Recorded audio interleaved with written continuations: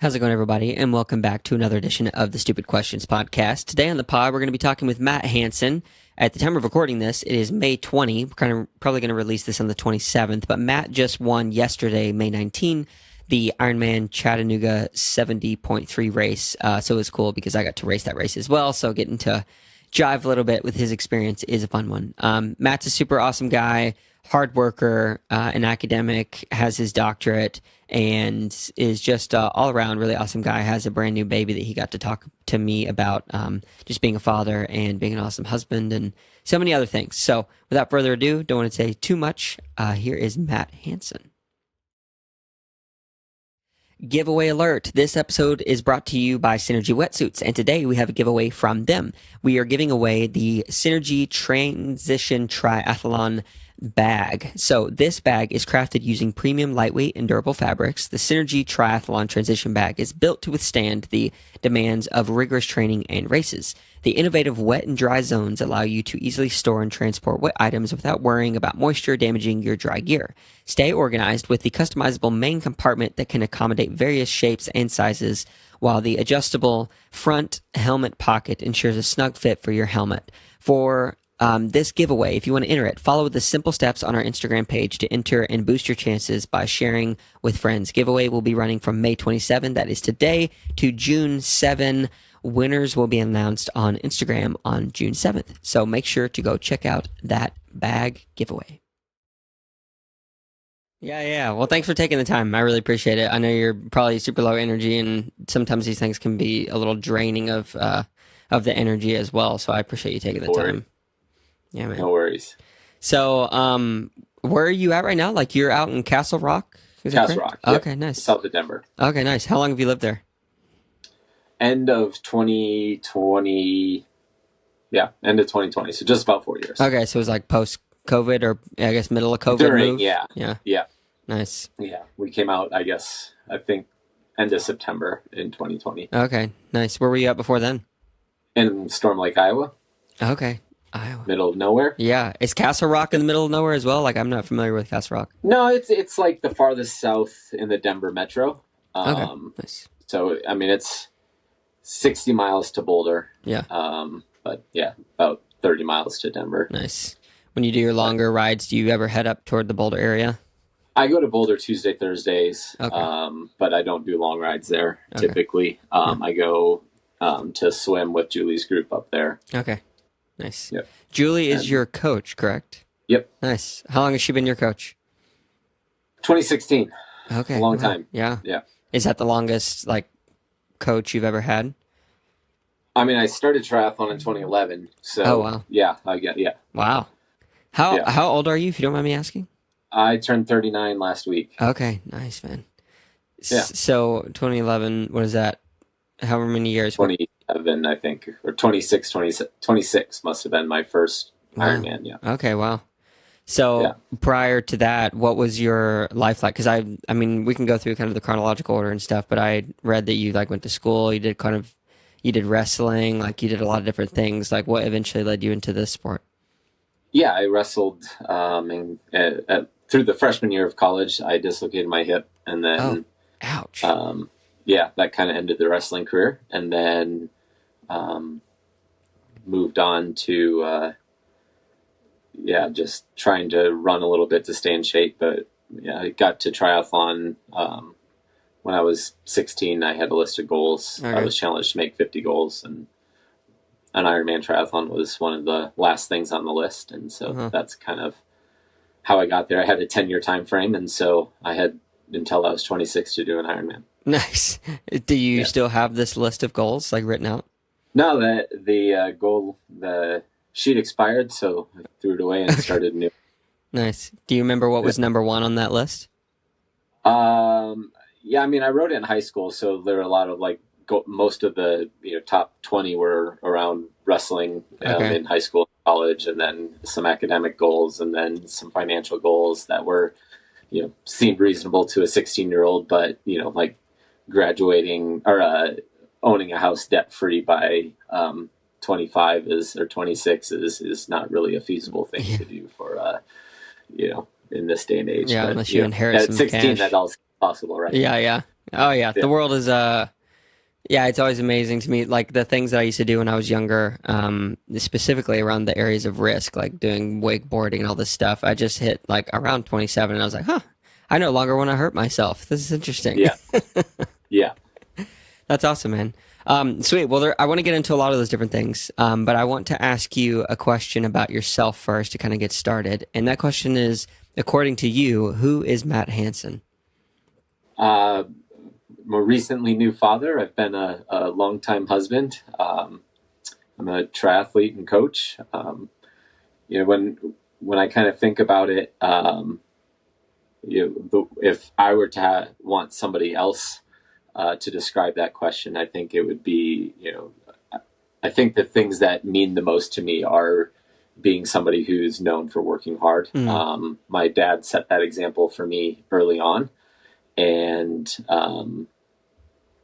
so that's really what is important to me. He kind of showed me what hard work really is. Yeah. So that's what I've tried to emulate, whether it's in triathlon or before that as a college professor, and before that as a student and a student athlete, and as a husband and as a father. Like that's who I want to be. Yeah.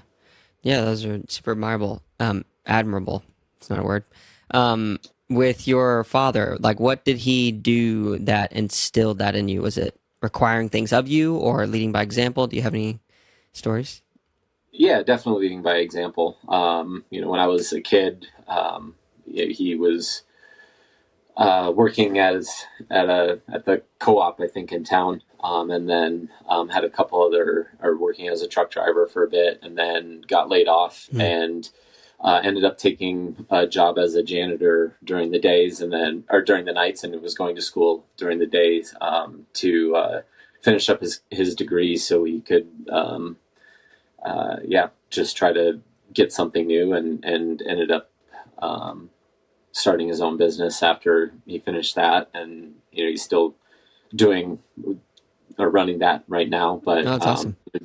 So yeah, I've been pretty fortunate to have a lot of strong influences in my life. Family, my uncle, my grandpa, and then just obviously my mom and dad, and through the church, and I grew up with a lot of people that kept you humble and showed you how to work. Yeah, for sure. A couple things that interest me. First, entrepreneurship. Like you said, he's running a small business still. What is the business? It started, I guess, as it was just in bathroom remodeling, and then bathroom and kitchen remodeling, and now it's kind of evolved. He still obviously does that, but he also puts in like the walk-in tubs, so like county jobs and things like that, for people that are just trying to stay in their home a little bit longer. Yeah, for sure. Yeah, there's a huge need for that.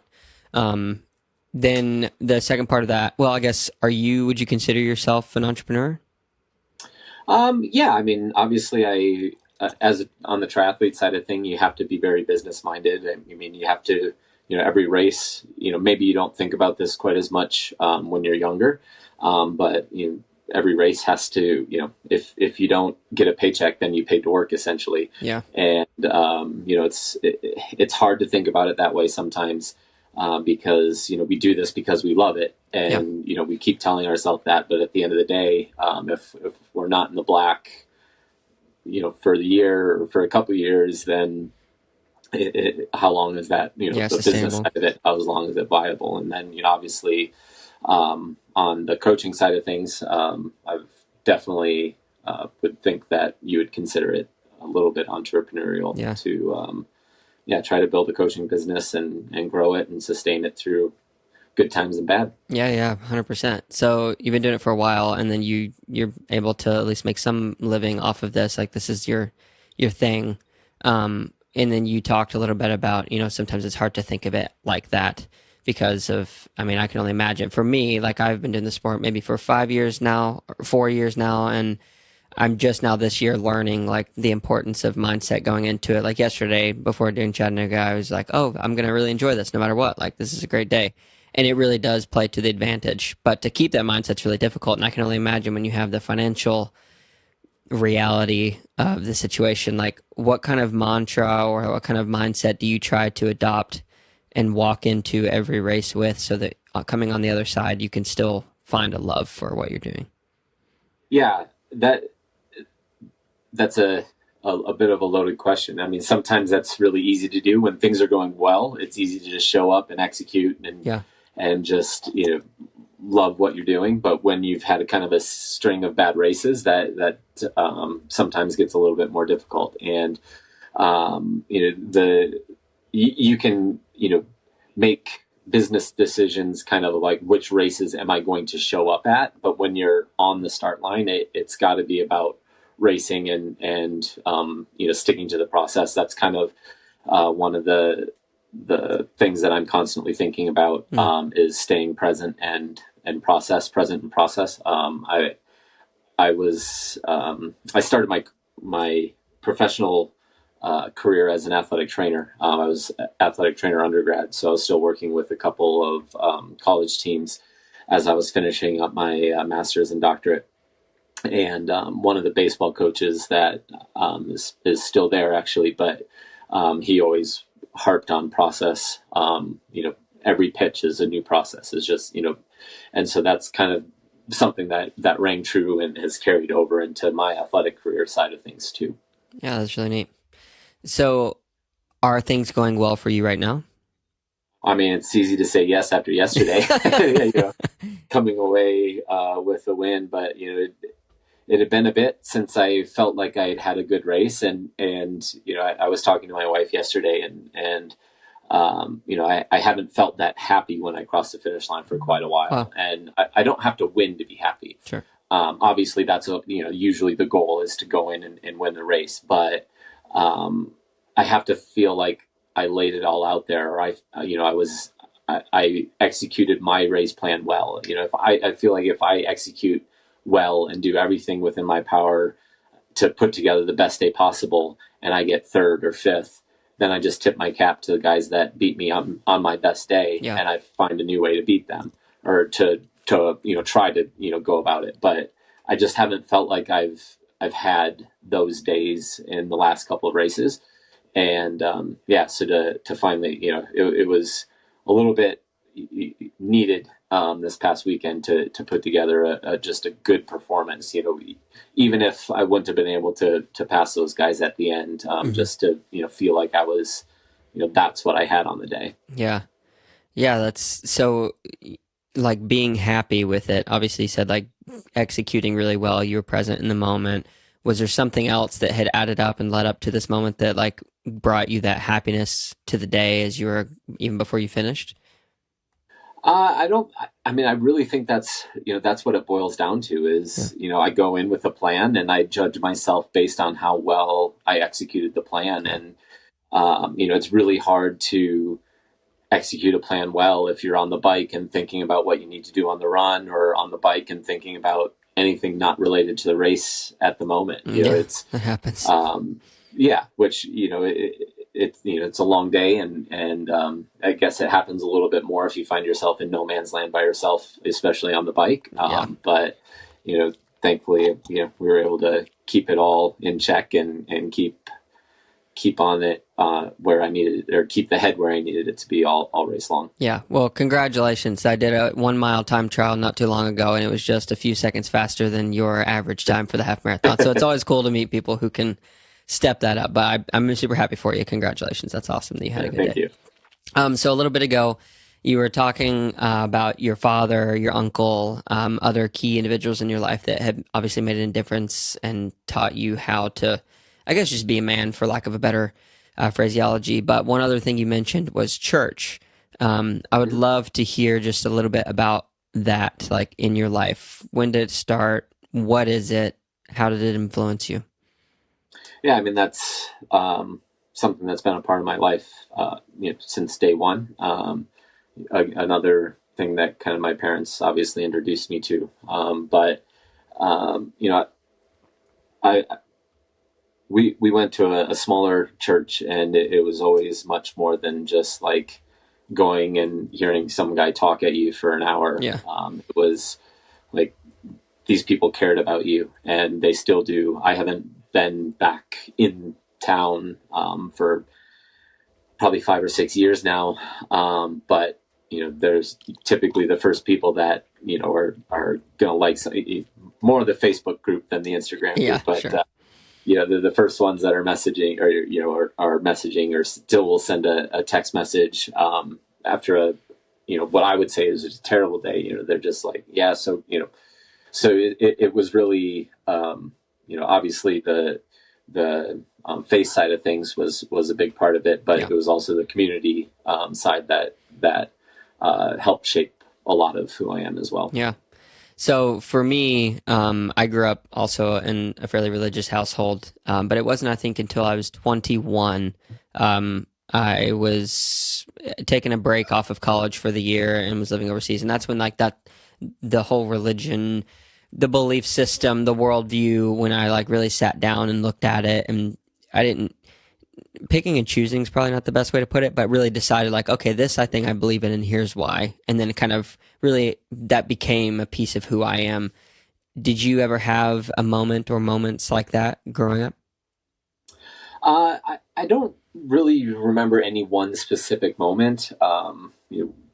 We were always in a church that was very much not kind of a pomp and circumstance or tradition based. It was it's not necessarily religion; it's a relationship, and so that's just kind of always been a part of who I am and what I do and how I've defined myself. Yeah. Do you because you become obviously more famous now with what you're doing?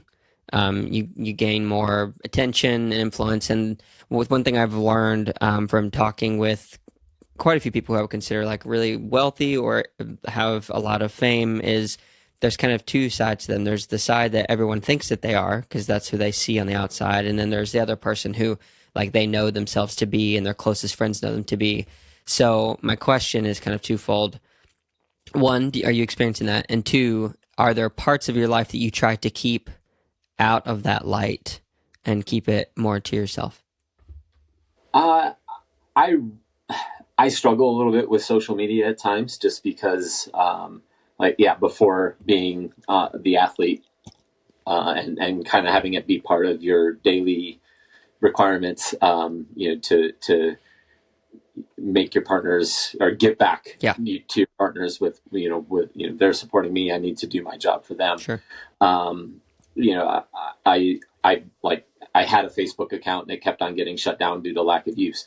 And once I started this whole athletic journey and started pursuing it more seriously, obviously that became a bigger and bigger role. And I've really tried to keep things as authentic as I possibly can. And, this is who I am. And if you don't like it, I'm okay with that. Yeah.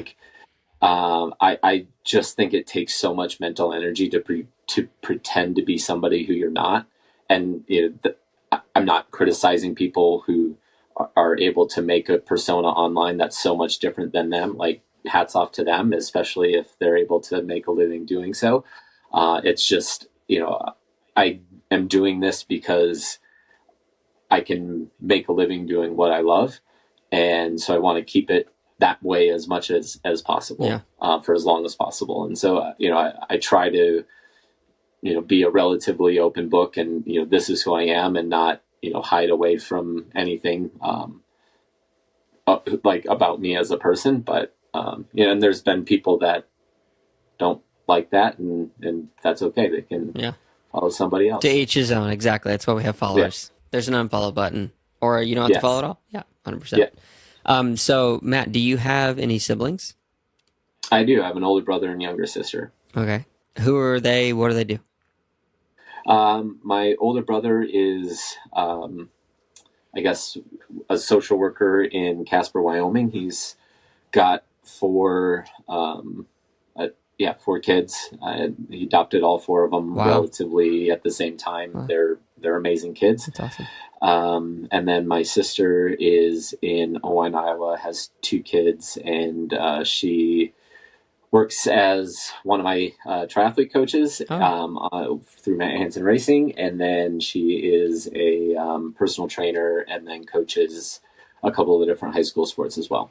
Iowa and Wyoming is it just part of the Hanson blood to kind of live in these more open and middle of nowhere places of the U.S.? Well, we grew up in Minnesota, and so yeah, that's home for me. It'll always be home for me. Yeah. Grew up on a farm, so coming for me in Storm Lake, Iowa, 10,000-12,000 people, that was big. Like I didn't like it. I grew up 5 miles outside of a town of 500 people. Wow.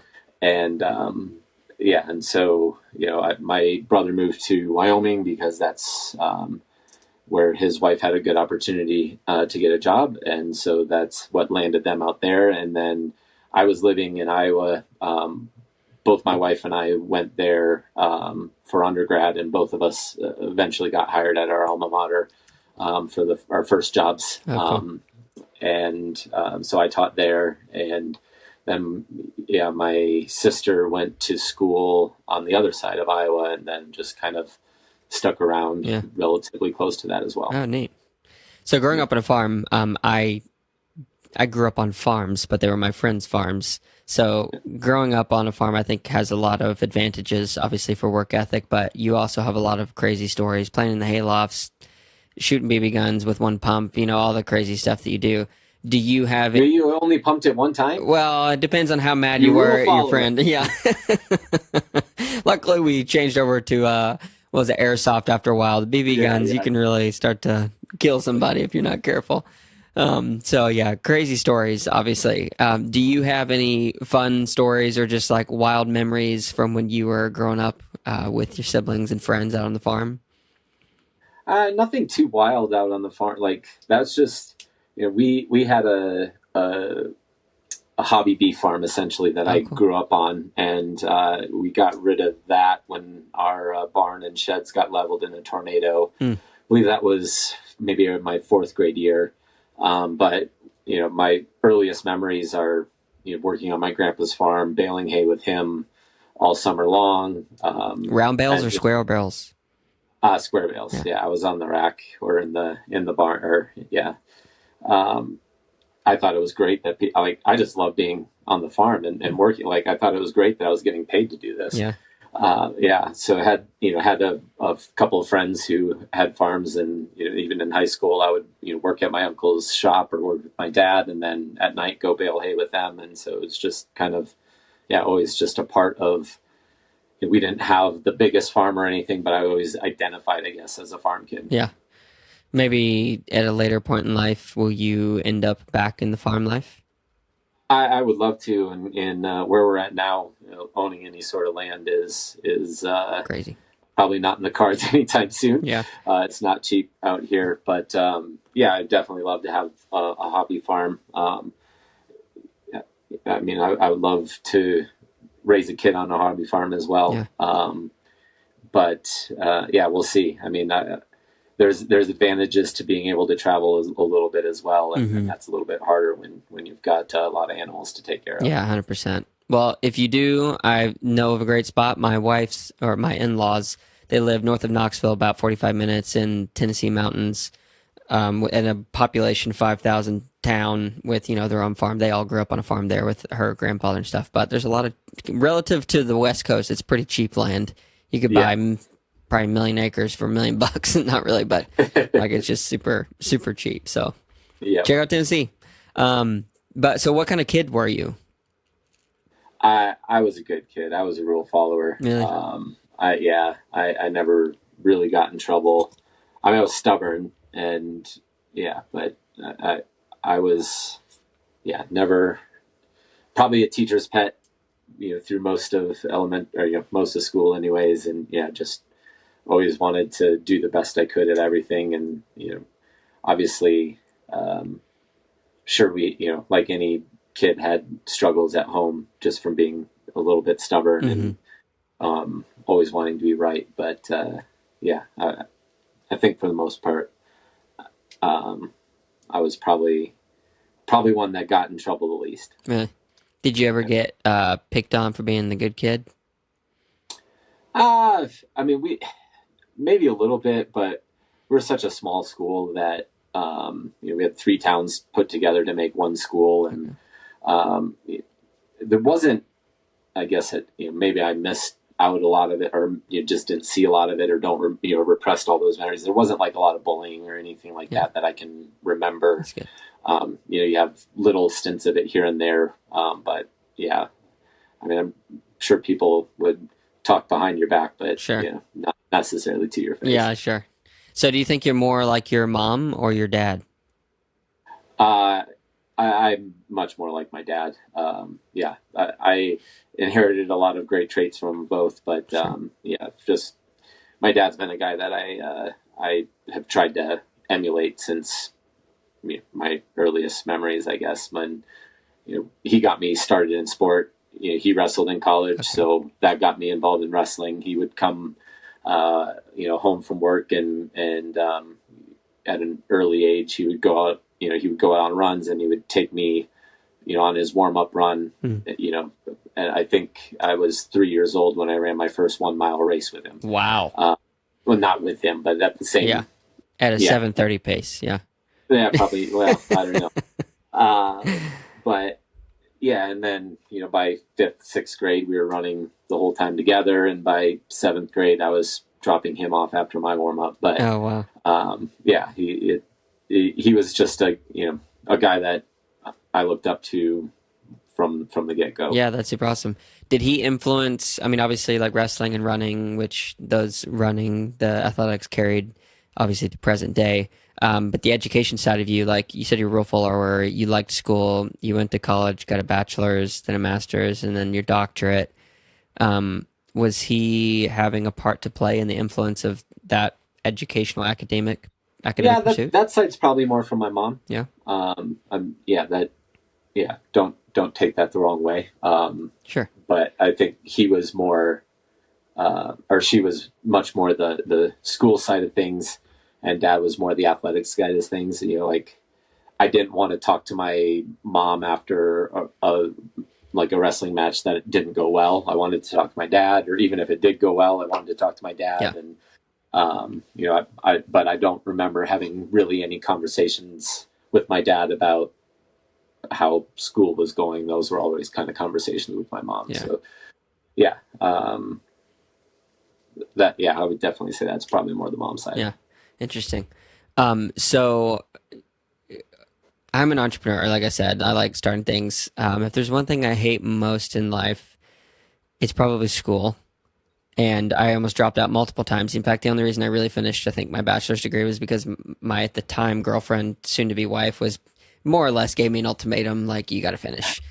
So I did, and I got the girl, and you can't put a price on that. But schooling was always like very hard for me to like put a lot of value on, other than maybe, if someone's going to operate on me, I want them to have been, a good residency and gone to school for those kinds of things. But for the other stuff, like, honestly, truly, I don't care for it. However, like, you obviously see value in that. So the bachelor's at Buena Vista, the master's at Southwest Minnesota State, and then your doctorate at University of South Dakota. Tell me about that journey, and like, what was it you were going after? Like, what made you click, like, okay, I'm going to sign up for this tuition for another 4 years? Yeah. I went to Buena Vista because it was one of the few schools that I was kind of looking at that allowed you to rest or do a sport and be an athletic trainer. Oh, cool. At that, when I graduated high school, being an athletic trainer was really what I thought I wanted to be. And so that, that kind of made that school decision pretty easy. And then shortly into the school year, or the university year anyways, I got to enjoying just the kind of dual process of teaching and being an athletic trainer that I was seeing out of my teachers at the time. They were practicing technicians kind of. And so that I told my first year at Buena Vista, I told one of the professors that I was going to take their job. And how'd that go? And funny thing, like I graduated from BV a semester early, and then I went and I got a graduate assistantship at Southwest Minnesota State, and that was supposed to be an 18-month program. And I guess 6 months into the program, that professor took another job, and it was like August or July 28th. And I got a call the next day, or got a call, and it's like, hey, Matt, we need you to start working August 1st. We're doing an emergency hire situation, and we want you to start here. Do you want to come for a year? And I'm like, yep. So wow. I commuted up and finished up my master's that way while I was working as an athletic trainer. And then the emergency hire turned into a full-time gig. And then, so I was working as an athletic trainer, and then started teaching a bit after I finished the master's. And then when I finished the doctorate, I moved into a full-time teaching professor role, and on the tenure track. What did you pursue your doctorate in? I actually did my my dissertation on kind of went the public health route. I looked at health promotion programs specifically in universities and what they offer their faculty and staff. And so that was what I was looking at. It was kind of a like versus able. That was something I could do while still working, and not I would have loved to be able to do a lab study, but it just wasn't in the cards to finish the tenure track position that I was going to apply for was coming due pretty quickly. Mm-hmm. And I knew it was on the horizon. And so I basically had less than 2 years to finish the whole doctorate program. Wow. And so it was, it was a grind. I think I wrote most of my dissertation on the beach in our honeymoon. Wow. How did your wife take that? She was working on hers too. That's right. So funny. What does she have her doctorate in then? She is in student affairs. Okay. That is what she was. Yeah. So she was working on the student affairs side of things at Buena Vista, and then now she's I guess dean of students at a med school here in town. Okay, that's awesome. How did you guys meet?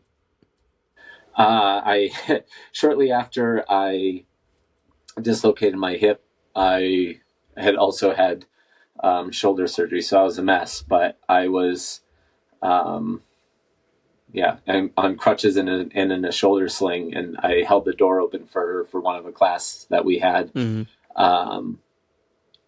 with my crutch, and she's like, "Yeah, I can get my own door, thanks. I don't need a cripple to do it for me." And that was how we met. And it just took you by surprise. So love at first sight. Yeah. So there was a little bit of like. She didn't say the cripple part. Yeah. No, it was. Yeah, but that was our first real interaction, and then it was probably the next fall, and asked her on a date. Our first date was, I think, 23 minutes long. We went out to dinner. There was nobody else there, so they served us right away, and we finished eating. She's like, "Okay, we can go now." And I went back to my room like, yeah, she just wanted a free meal. Oh my goodness. To my roommates, and but it's just like a tree. You keep hacking away. Eventually it's going to fall. Yeah, exactly. So how long was it before she reciprocated some feels? So where you're like, okay, I think we could pursue like a legitimate romantic relationship. I mean, it just kind of slowly happened. Like we watched, we would get together and watch a movie together or something on a weekend, or study. We had a couple of classes together and study in the same common area. Yeah. But yeah, it was probably a year before we were like actually seriously dating. Yeah. What caused you to fall in love with your wife? Yeah, good question. She had a love for what she was doing. That that's something that I value, like not just doing it because you have to, but doing it because it's important to you. And she was really involved in service trips. Like that was what she was ended up her first job at the university was leading these service trips. And that was something I had been involved with through the church. And so they had programs, or a program at BV called AWOL, which was just like in spring break, you would travel somewhere and do a week of service rather than traveling somewhere and sitting and drinking on a beach. And so I applied to be on a trip that she was one of the student leaders of. And so, just through the whole like prep for that trip and through the trip, we got to know each other quite a bit more. And so I think that's kind of the when things really, we had known and we're talking, but that's kind of when it became, like this is going to happen. Yeah. How long was that from the point when you met her for the first time and then, okay, this is going to happen? That was probably 18 months. Okay. So, yeah. And then you went on that service trip. You decided this is a thing. Did you propose shortly after that? No. That was, we were still like juniors then. So I think I proposed senior year. So a year later. Okay. So you guys are pretty mature, like waiting 5-year plan kind of people. I think it took her a bit by surprise that it happened that early. Oh, really? It wasn't something like we talked a lot about, a little bit, but I don't think either of us were really in a hurry. And we, I guess, didn't get married. We were engaged for a while, so we didn't get married till 2009. So we were engaged for a couple of years, and wanted to at least be in the same place. So like she got a job at BV straight out of college while she was working on her master's, and then I was obviously in Minnesota, and so we kind of planned to get married after I finished in Minnesota, and then it just kind of everything fell together where I got the job at BV. And wow, so you've been married almost 15 years, is that right? Yeah. When's your anniversary? 6/27, July. Yeah. Okay. July, yeah. Or June. Yeah, I was gonna say June. Yeah, I was gonna say. I think mine's in June, and that's a 6. Yeah. That's funny. We'll send that one to your wife. Yeah. That's awesome. 15 years. I mean, that's a long time to learn a lot about your spouse, but also a lot about yourself. Do you have some key nuggets that you could pass on to a younger married half as long as you advice that I could maybe carry forward? I would definitely say that, like, there's always going to be good times, and there's often going to be times that it's work. And if you think it's going to be always easy, then you're not signing, or you're not knowing what you're signing up for. It takes work, it takes effort. And there'll be times where you're putting in more effort than the other person, and times when the other person's putting in more effort than you are, but you both have to be committed to it to make it work. And that sometimes might mean being a little bit selfless and understanding the situation. Like, I'll be completely honest, during a Kona build, I don't always feel like I'm the best husband as I'm prepping for the world championship, because my head's often not in the room. And, my wife's always put up with that and, figured, just understands that. And so she does, takes a lot more of the load of like just the daily chores and the, just the, stresses in life outside of our work, like kind of go there. And then there'll be times where it shifts more towards my end when she's got graduation coming up or orientation or, whatever. Yeah. I want to ask you a question that you may be uncomfortable with answering. And if that's the case, I wouldn't expect any other way. Okay, good. So something I've experienced, I've been married 7 years now. And everything you said, like, definitely rings true. I think we have been married long enough to kind of experience some of those ups and downs, some really tough times and then really good times. And every time we come around that circle, we have a new level of understanding, love, and I think just like commitment to each other. So that's really cool to hear that from someone who's been married twice as long as me. But something that I have found out is, so because I'm an entrepreneur, I've went through in the very first few years of marriage where I was making literally no money. I was costing us money and she was making all the money. There was a dynamic between us where it's like, I'm the man of the relationship, and I would consider myself more of a masculine man. So, but not making as much money as her caused like this in my head, like this this power dynamic that I just wasn't super happy with. And to be completely frank, like romantically, I just wasn't as much there for whatever reason. And then now, she's been in school for the past 2.5 years. I've been able to kind of put her way through school with some help from her parents. Praise God for them. But been able to like have that, yeah, I'm making more money. I'm providing, like it does provide a very heavy sense of fulfillment. For you, I don't know what your financial situation is, and I'm not asking for you to disclose amounts of money, but have you experienced anything similarly with through these different seasons of life where like when you're first becoming a professional, obviously you're not making a lot of money. Is any of that make sense? I think that's such like a common issue, but it's so self-inflicted. Like, and like we try so hard to get rid of gender roles oftentimes, and that's like the last one, the one that men especially always hang on to, I think.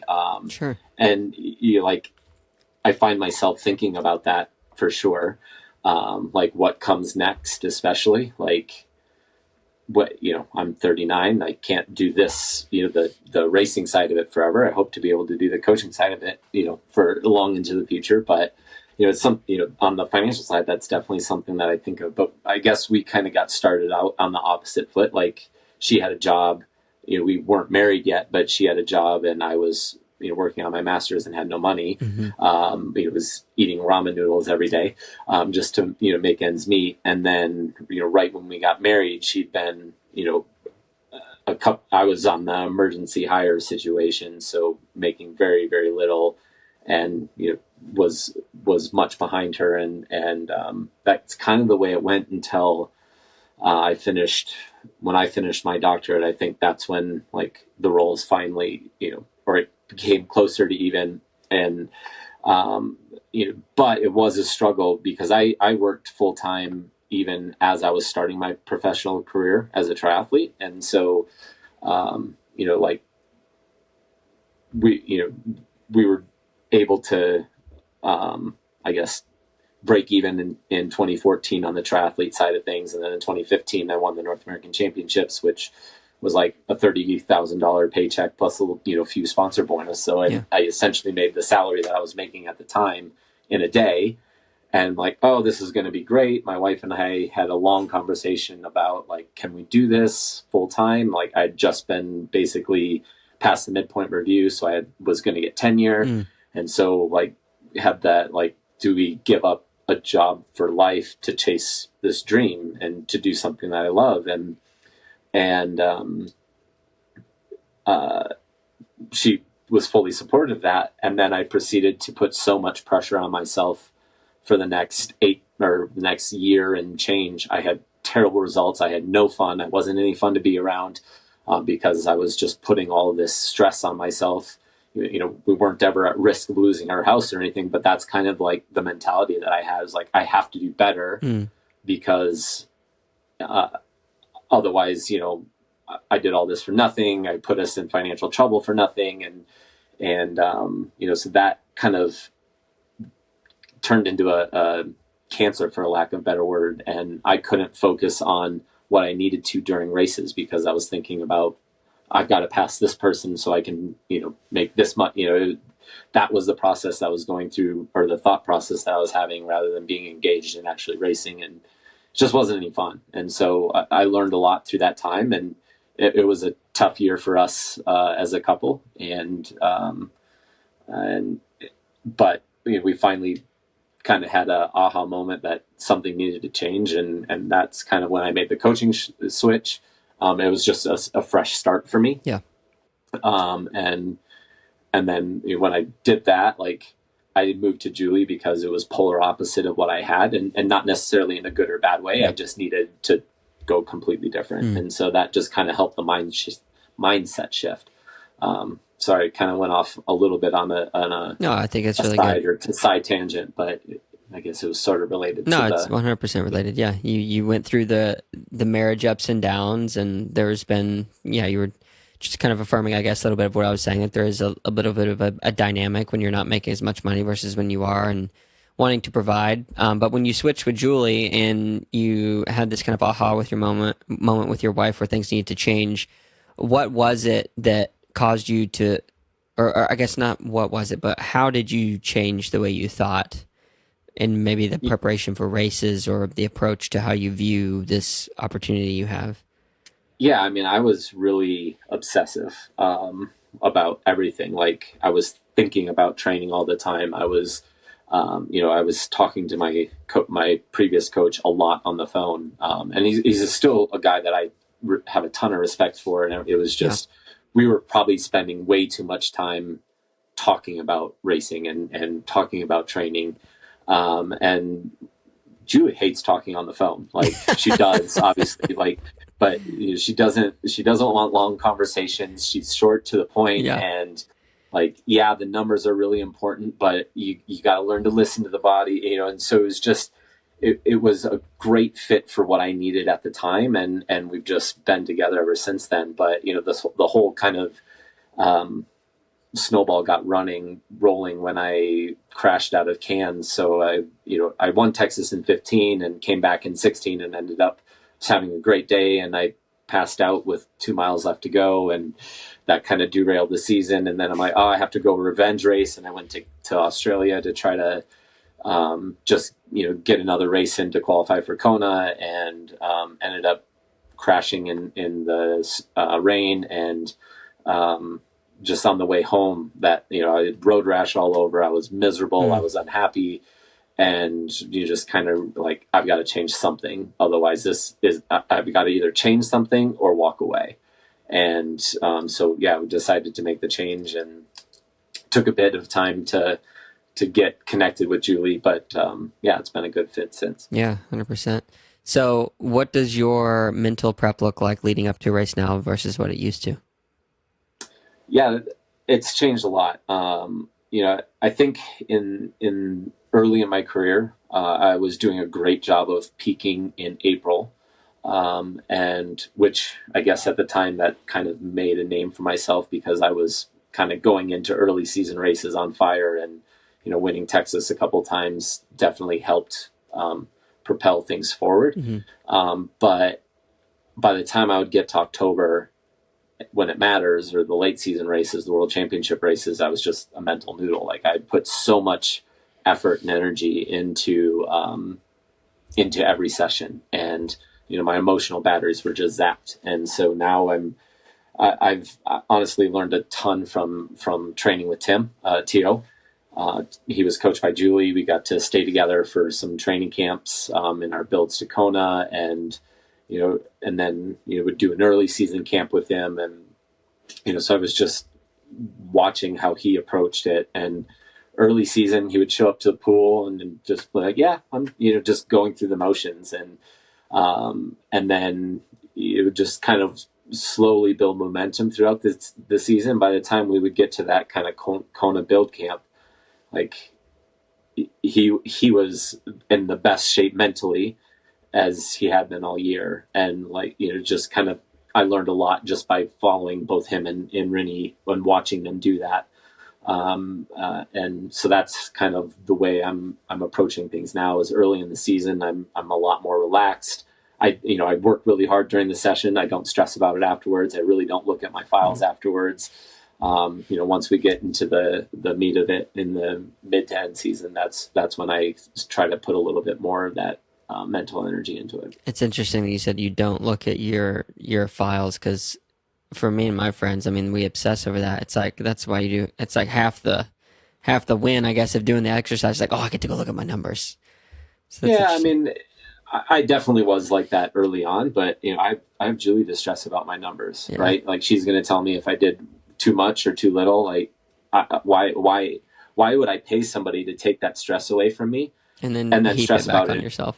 Right. Like, and I have that conversation with the athletes that I'm coaching. Like, I think there'll probably be a time, or there might be a time, where I'm coaching myself. But right now, like, I like to use that analytical side of my brain to help other people. And then not, when it comes to my job as an athlete, is to execute the session that's written, and let the people that I bring into my, circle of trust worry about the rest of it, how to put the pieces of the puzzle together.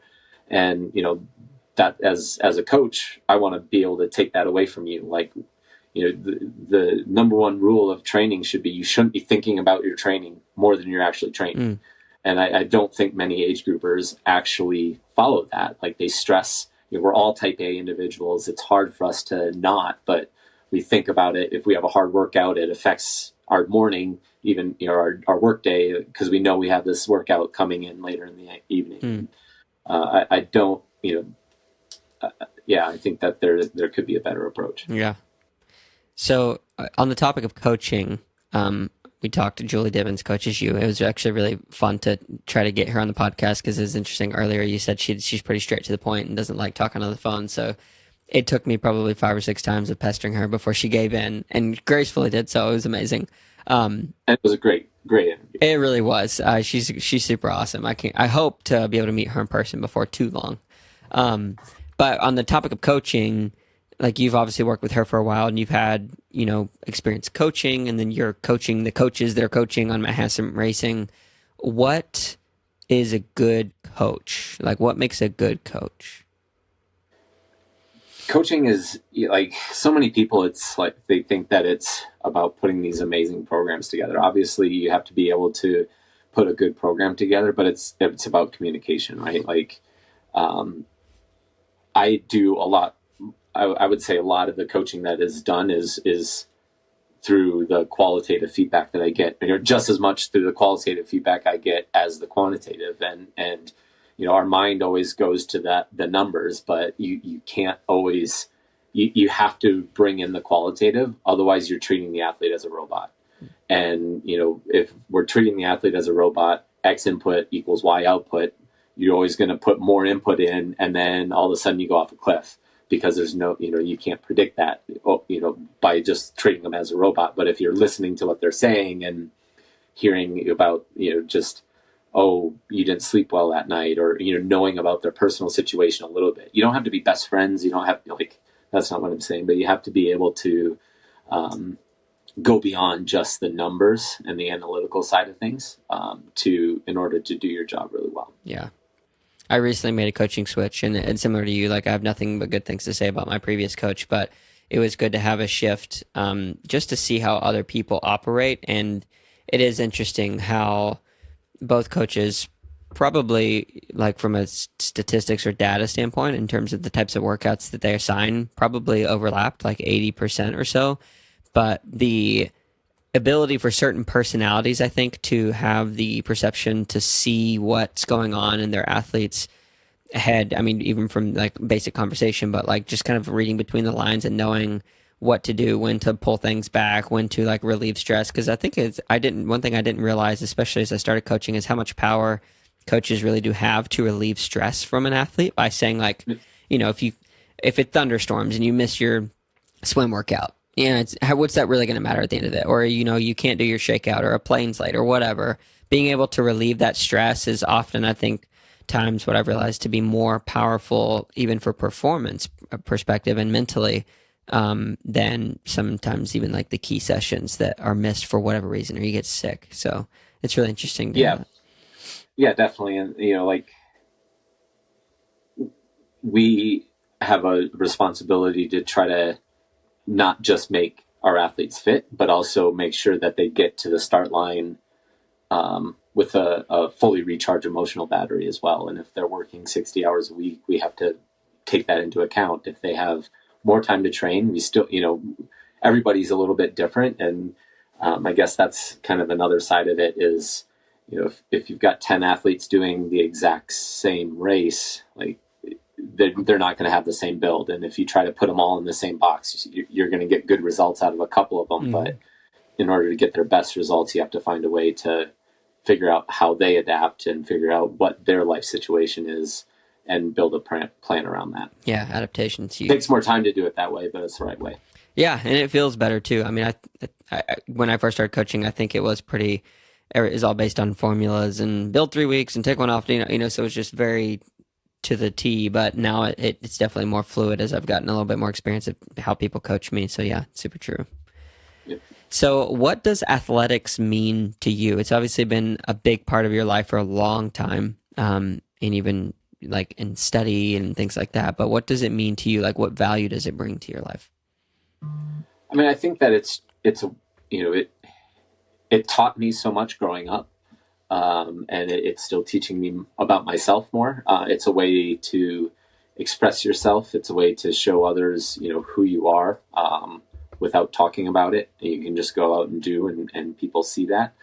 I find the human body fascinating. I love going to the proper education and studying what makes that tick. And so, I like finding out how deep I can push myself physically, mentally, and then on the coaching side of it, how I can help athletes kind of experience those same things that, I enjoy as an athlete. And so, I think I don't know a one sentence way to answer that question, but, it's been a part of me since early on, probably not day one, but, I'm hoping that even after I'm not able to keep up with the young bucks on the start line, that I'll be able to keep giving back through the coaching side of things. Yeah.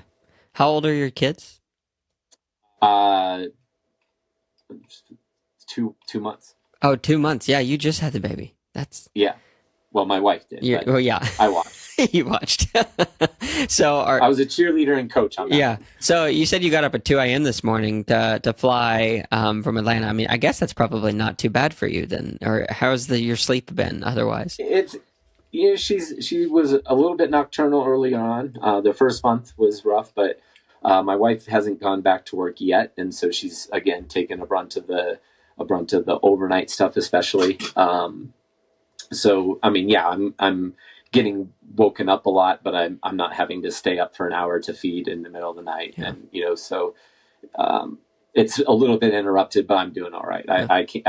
I won't complain because I know what my wife's going through right now. Yeah. In another couple of weeks when she goes back to work, that things might change a little bit, and I'll need to shoulder a little bit more of the load. Yeah. But she's been enjoying the time home with Livy right now, and but yeah, I think that's kind of made the overnight stuff a little bit more her responsibility. Sure. So I'm 30. I'll be 32. A lot of my friends are having kids now. Some of them are having second kids. I don't have any children yet, but I keep having this observation where my friends, the guys, they see their kids' face for the first time, and it just hits them differently, and they have this new profound love that they've never experienced before. And my sister just had her first baby, so it's my first nephew, and I did feel something deeper that I didn't know I could feel towards a little human being. But my question to you is, can you try to describe to me what it is that you feel when you first see it's a baby girl, right? Yep. Yeah, your baby girl's face for the first time. You realize you've created this human being. What is that like? I mean, it's the first glimpse you get is chaotic because a lot's going on. But yeah, I mean, it's definitely hard to explain. But I think you see them the first time, like, man, we did this. Like, like you said, I don't know how I could love anything more. And then, like Ash, she finally figured out how to smile in the last couple of weeks. Oh. And so, like, literally yesterday was the first, like, real smiling picture that I got. And, like, I got that was waiting on my phone for me when I got back into transition after the race. And that meant more to me than the fit. Like, it gave me a deeper feeling than winning, right? And so it's just it just keeps growing. Like, it wasn't like this is the way it is and it's kind of flatline. It's like you just keep getting more and more attached. Yeah. No, it's a beautiful thing. Yeah, you have to experience it. It's like one of those things. Yeah. I think you did a really good job of explaining. I think, the comparing of winning a race that is obviously like a pretty high stakes race, and then having a picture on your phone of your kid. For those of us non-fathers, it may seem not like kind of hard to compare, but that's a real thing. So that's good for, I think, people to think about. Yeah. Yeah. I mean, Ash flew with her to Texas, which, she was 1 month old, Wow. and that was, yeah. And she didn't fly with me, so she traveled all on her own. She's a trooper. And, it meant a lot to have, them at the finish line, and it just, it wasn't the best of days for me, but that, made it a little bit more enjoyable. Yeah. Cool. So just a couple more questions. First one has to do with identity. For some of the younger athletes and professionals in and outside of sport that I've interviewed, have talked about with them just this idea of identity. And, when you're starting very young, for some of these kids, they start triathlon when they're like 8, and then they're going into some special school that then they go through ITU, and, maybe they're chasing the Olympics. And for so long, it becomes such a deep piece of who they are that when that time comes when they're not able to do that profession anymore, it's like really difficult for them. Your story is a bit different. You started when you were 26, you're now 39. So you've been doing this for more or less like a third of your life or so, maybe a little bit more. Do you think that when the time comes when you decide when you're 49 or whatever, oh, I'm no longer going to be a professional and I want to go move on and do something else, will it be difficult for you to change the way that you look and value yourself? I don't think so. Yeah, like I said earlier on, I think that the value is in whatever you're doing it to the best of your ability. And, I know there's going to be a time when that shift occurs. I honestly think it'll be harder to kind of phase out rather than just say, okay, yeah, this is the finite end. I think that I would struggle with just kind of not knowing what's next, right? And I'm a planner, so I don't have to, I don't have to always be a professional triathlete. I know I won't always be a professional triathlete, and so whenever it's time to figure out what comes next, as long as I'm enjoying it and doing it to the best of my ability, then I don't think I'll have an issue with that. I say that, and maybe We'll maybe check that's back in. naive, but I thought being a parent was going to be super easy as well. I'm kidding, but I think we always approach those situations with a little bit of naivete. But Sure. Yeah, that's where my head's at right now. Yeah, for sure. We'll check back. Yeah.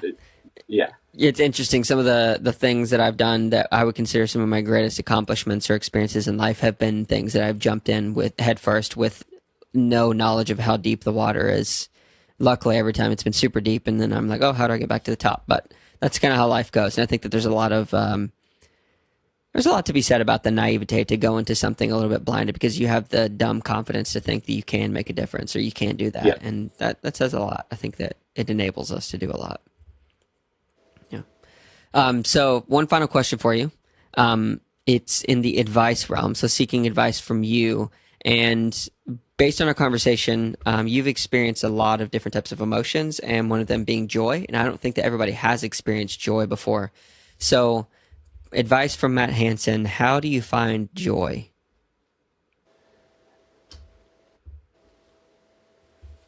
I think the joy comes from the process. Like if you are hating every minute of training, but you think you're going to get all this joy from completing the event, I don't think I think that's setting yourself up for failure. Like you have to find the joy in the journey. And yeah, it's amazing when everything comes together and you have the race of your life. But especially for endurance athletes, you get so few opportunities, and a lot of them aren't going to go as planned. And so you have to find a way to find that joy in the process and love the grind, embrace the grind. And whether that's in your training or, in work or, like if your joy is going to come from your next promotion, and so you're doing all this stuff that you hate so you get a next promotion, well, you're going to get promoted, and then you're going to have the same process, the same feeling, like you're going to do all the stuff you hate to try to get promoted again. And, I think that's hard to, think that the joy comes at the end. You have to find it on a regular basis and throughout there's going to be bad days, but the good days need to outnumber the bad. Yeah. Good advice. Well, Matt, thank you so much for taking the time and giving some of your energy to share a bit about your life and just hear the story. Hopefully that's not too popular. And then most people can find to realize that Matt Hansen's just a guy like anybody else who's really fast. So really appreciate you taking the time and getting to share some about your life. It was really cool to hear. Appreciate it as well. Sorry about the frazzled start. No worries, man. It happens. Thank you again to Matt Hansen for coming on today and sharing a bit about his life and the experiences that he has held. Super neat guy. It's really cool for me to talk to somebody who is ahead of me in life, not only by years, but also in the years of marriage. So that was a kind of a cool thing to talk about, especially as a lot of my friends are having kids. And he had kids or has a child and is going through that right now. It's just really a neat and beautiful thing. If you made it to this point in the podcast, just want to say thank you so much for coming and for listening. If you are watching or listening anywhere across the internet, if you could like, comment, subscribe, review, share the podcast on any platform you choose, really does help us to continue to grow. And lastly, just want to leave you with some of the words from Matt Hansen as we were asking him, how do we find joy? It's got to be in the process. Don't base it on the finish line. Base it on the starting line.